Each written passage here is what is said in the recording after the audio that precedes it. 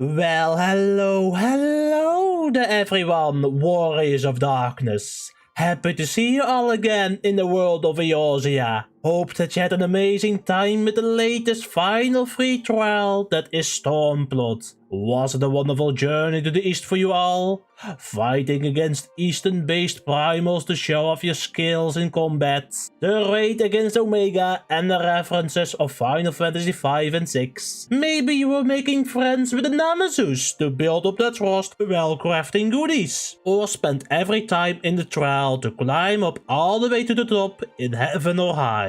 No matter what it was for you, so long if you had a wonderful time with the last bit what the free trial had to offer. We are going to need all the happy moments since we are going to the first paid expansion called Shadowbringer, a place that takes 100 years into the future that is also a different world called the First, where the light has consumed almost everything. So much darkness is gone that there is no more night sky anymore, only a fell white light over the last bit of the remaining planet. So think of it as an apocalypse where zombies of light are roaming the land. There are only a few safe places left to live in. The Crystal Tower, the last place where they dream that the darkness will return to the First, and the remaining survivors in there are doing their best to fight against the light. A merchant desert place where they are looking for anything to survive in this hot light, or where they say goodbye before they turn into the zombies.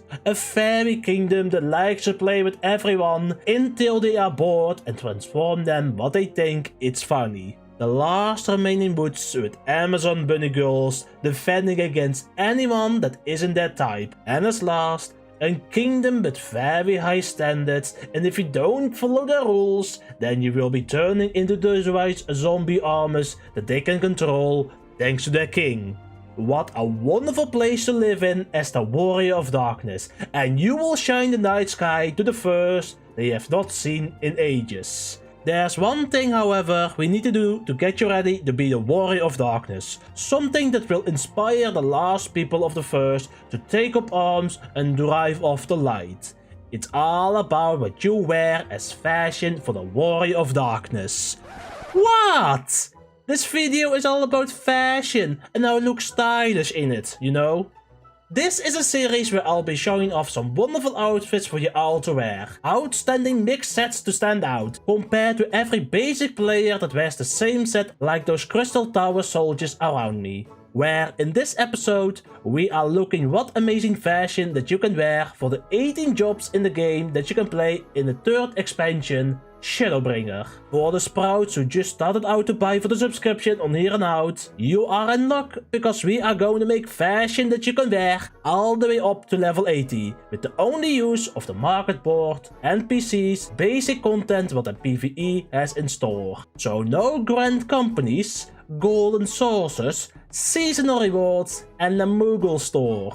Yes, you heard it right this time. I didn't say any PvP this time around, since I only used one item to make a set perfect when it comes up on an icon on the screen for the site. All those sets that we can wear are all for you for the taking. Easy peasy, right? From here on out, the game is asking to give it to you all, especially when it comes to trials and for the savage outfits, or the 24 one-man raid that will be a crossover with the game Near Automata. So for this episode, we have a counter for how many times I did use a piece of armor from that game. Trust me, there's a reason why even high-end players still want to go for these armor pieces only for the glamour. They are just looking so good. And I don't want to rely all too much on it, so I will be only using it on 6 sets. Also, some raid gears that you want to go with. It's best to bring out your over-leveled friends with you, so you will have an easier time with it. That sounds like a fair deal for this challenge, I'll say, right? Also, before we go any further, a disclaimer. Everyone has their own taste what they like or dislike to wear. Because fashion is an open-minded thing and everyone has their own looks what they think looks good or bad. All is okay in here since in the end it's about what you like to wear for your Warrior of Light. See this more as a helpful guide in some amazing fashion ideas that you can use. Will it be some pieces that you see in this video? or some stuff you find along the way. With that all said, shall we look for some amazing glamour for this adventure? Sprouts and Muggles of Darkness, welcome to Fashion Fantasy Shadowbringer Edition.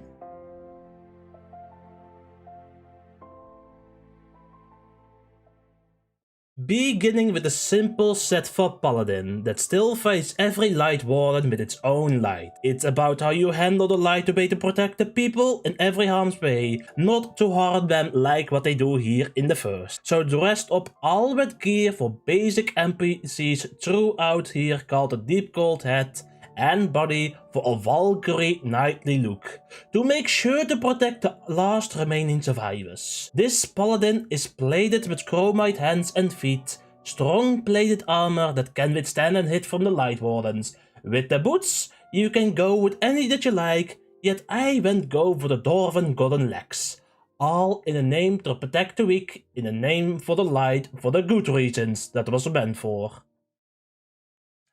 Once a simple soldier, back in the day when the Light Wardens attacked their small little post, he took an oath in dark arts and desperate to become the Black Knight, vengeance of the night, and kill every last one of those Light Wardens by any necessary means. Now years went by, and now he's a leading commander, training the next line of Crystal Tower soldiers, wearing its eye patch as a reminder what happened during the day. A dark night fighting against the light. The body of heirloom jacket of finding from the dungeon's Matoya relic, a place where an old witch had made armor to fight against any Light Warden with a magical protection around it. The legs, bouchen braces of finding are from a bunch of rebellion fighters where they used coins to get their armor made, so even back then it was hard for them like it is now. As last, the hands are gifted from the dwarves as a token for the help. Some boots they found into some mines from heroes back in the day called the Scions, where they did their very best to stop any primal hurting the world of Eorzea.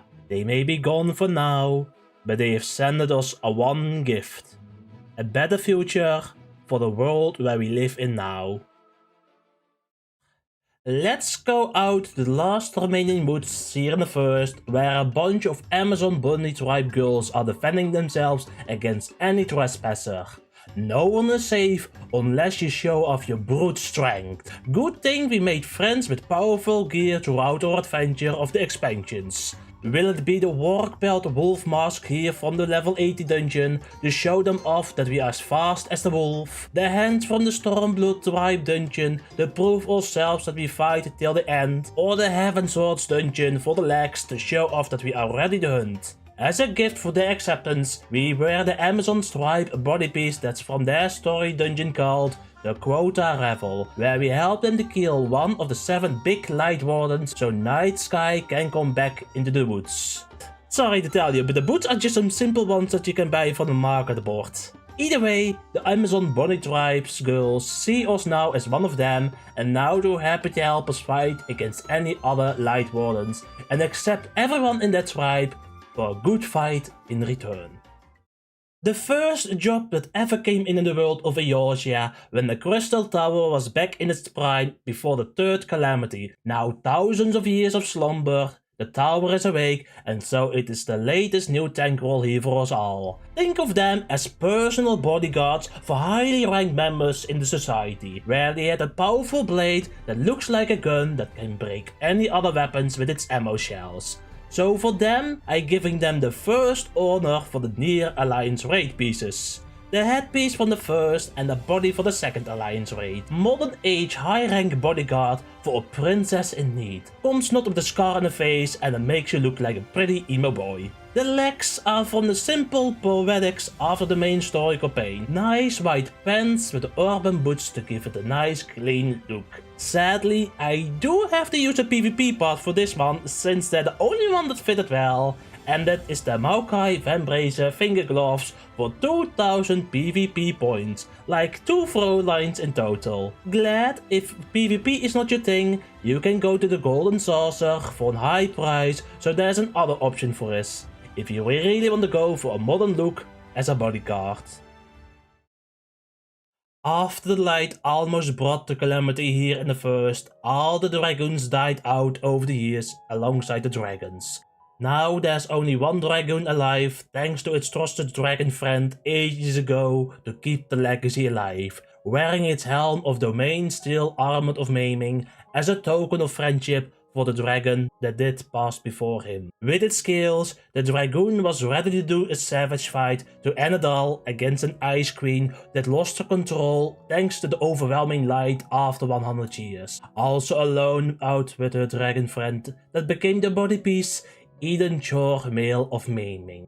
After that, the dragoon did some hunting for some nice extra pair of hands called the Deep Shadow Gauntlets of Maiming, where you needed to send out some nut-sacks as currency, with as last, Poetics to fill out the leggings that is the highest tier for this expansion, and you will look like the last dragoon of the first.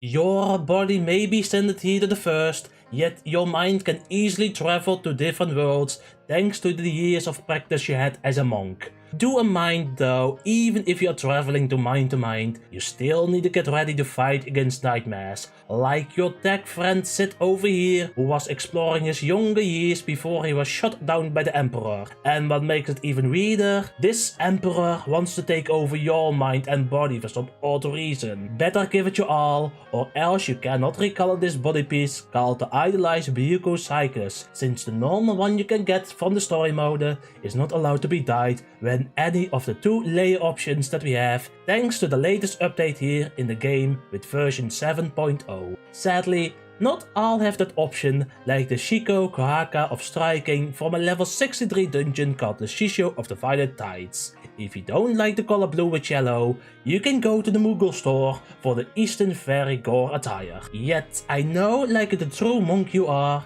you have the spirit and mind to not waste any real money to an online store for a pair of pants. Unlike me for my poor wallet.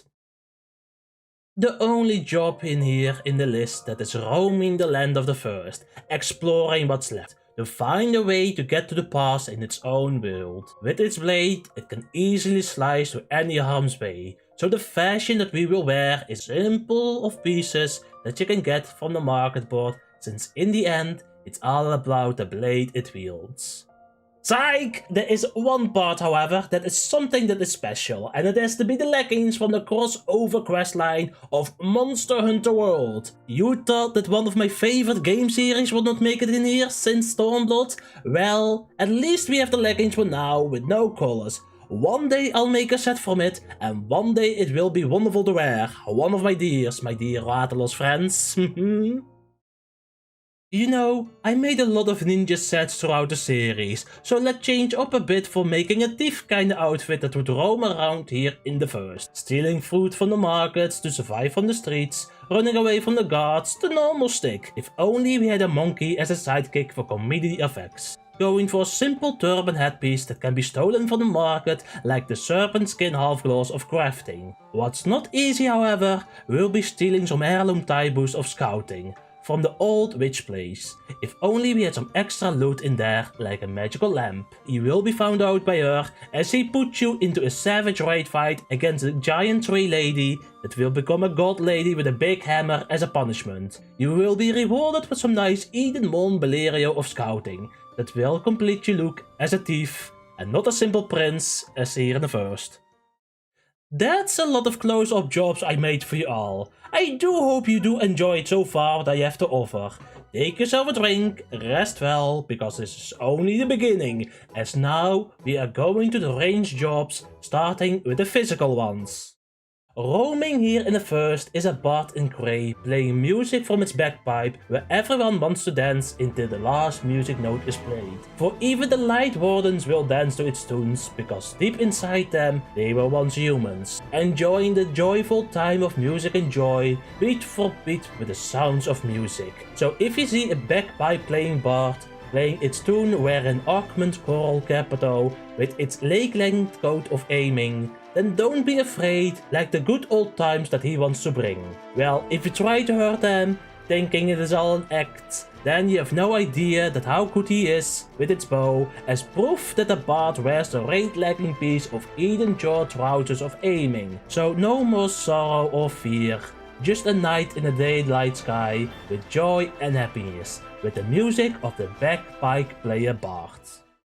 Attention, you filthy maggots! Everyone on here has been saving the world here in the first. Well, I don't give a damn, since in here we need everyone we can get against the Empire in the world of Eorzea. So I build up resistance teams, fighting like it's D-Day at the coastline, where we will fight against every beastmaster they have and fates out there. Where you will be stronger and fight us in a siege fight, up to 36 people for the finest soldiers. And if you make it out alive by a miracle, you will be rewarded by some rusted coins that will get yourself pieces of armor, like the Bojin Kellet of Aiming. So better gear up right with the best Sky Pirate headpiece, some gloves and the Dwarven boots with your rusty filled pants of Gagga skin. Do you hear myself clear? Then go out there and make in war and fight with every last thing you got. Okay, I think we get it now, okay? Let's go to the next one before I kill my throat. Shh, no need to panic here in the first. In here, where you are, no one will hurt you.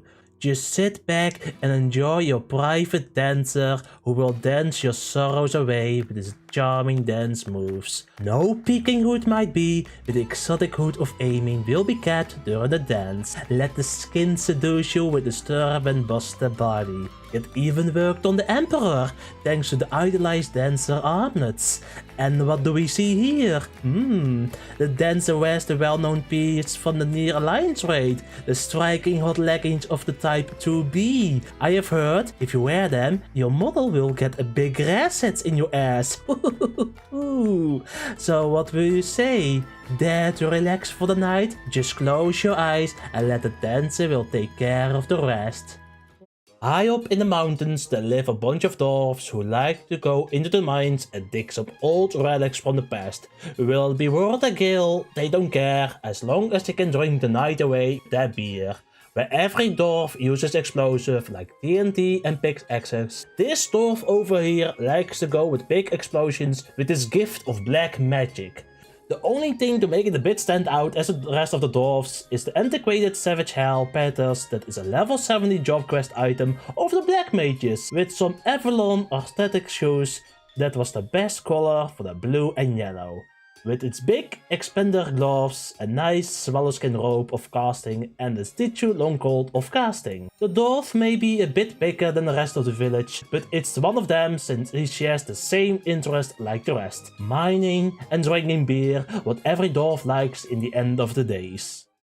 Primals here in the first are kinda not a thing here anymore. Every tribe that once believed in them are now all gone, since they now believe that the Warrior of Darkness will return and bring the night sky here into the land. Yet there is still a summon to raise primals with necromancy. Offer a bit of yourself to summon a small version of the three primals, Ifrit, Garuda and Titan, where if you do a bigger offer for yourself, you can change it to be a Bahamut or a Phoenix on your side. So if necromancy is your thing, you need to wear all in black with the Augment Cryloper robe of casting with simple poetics. Do be careful with that piece, since there are two versions of it. I went with the Vibrate head of casting from the level 73 dungeon of Dawn Mag, since it's a better color for the body than the level 81 that can be colored to your liking. The rest to make yourself into a necromancy and be ready for it is just go from a long skirt to prefer to hide the rest of your body, all in the name of the old primals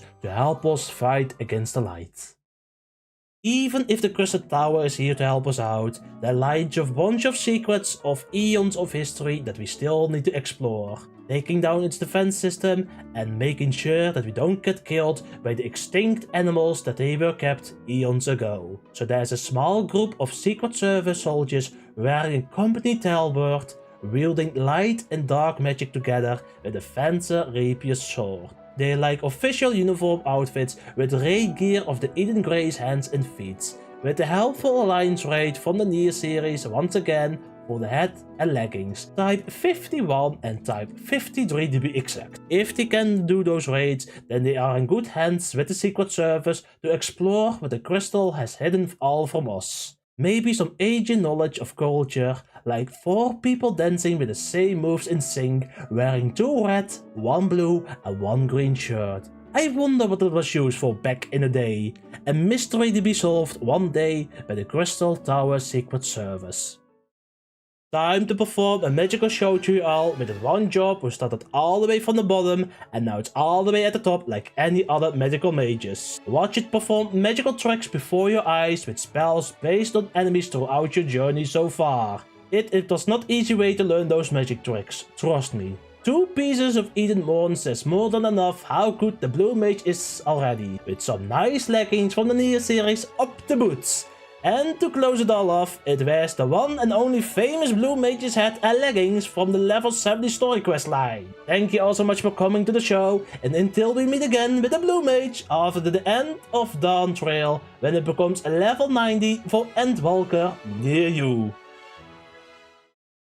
They say justice is blind, and here in the first it is more than ever. The white mages cannot heal up everyone to the full content, because their white magic is only making it worse, and especially to the people who were touched by the Light Warden, who will become one of them later on. So sometimes they have to turn on a blind mask with a Rogan visor of healing that you can get from the hunting board with a bag of sack of nuts. You cannot say you can look sexy though, with the nice leggings that you can get from the level 70 story quest line for the white mages. With some nice small skirt from Astral Silk buttons of healing, some exotic coat of healing and the Star Violet long gloves of healing from the market board, a blind white healer who needs to turn out a blind eye sometimes for things they cannot heal.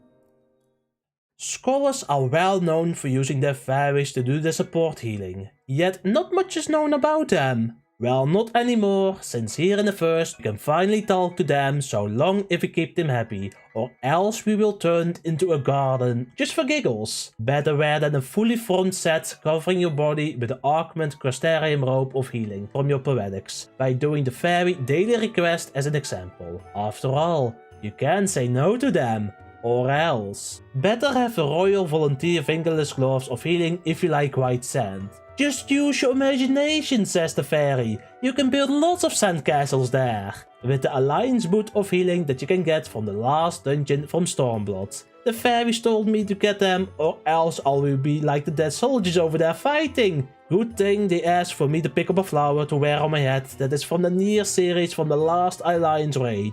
I wonder why the fairies did ask me to pick it. Oh, that's why. Can I go to the last job now, pretty please? It's kind of scary here with the fairies around me. Reading the stars may be a bit hard since the night sky is all gone thanks to the light here in the first. But that does not mean we have other ways to doing it. With the help of the Near Alliance raid, we can do it with the help of our twins with red hair. How they did it? By looking at people's hearts time during the days when they were protectors from humanity against Android, wearing the absolute Android half robe of healing like them. On top with the last piece of the Neath series, we have the type 53 of the leggings. The legs, however, are very hard to pick, but thanks to the tip of the site Eorzean collection, I went for the Ruby Cotton Smalls, since they're almost the only short skirts for healers that is free to get, unlike out the PvP or the Moogle store. Haha. And with that, we're at the end of Fashion Fantasy of Shadowbringers. Really hope there were some amazing sets of pieces of glamour that you really like to try out for yourself while watching it. I'll know once I'm back to my own world and not here in the first. The first thing that I want to do is study in college how to be better in fashion fantasy on a small island with very intelligent people. To study for fashion and colors to make sure that the next episode will be better than the last. Then I'll share my knowledge into a trade market in the South Island where they worship a dragon for its protection together with living elephants. And to end it all up, I'll going to take a trip to the moon to explore cute little bunny peoples with their adorable sets of fashion for glamour.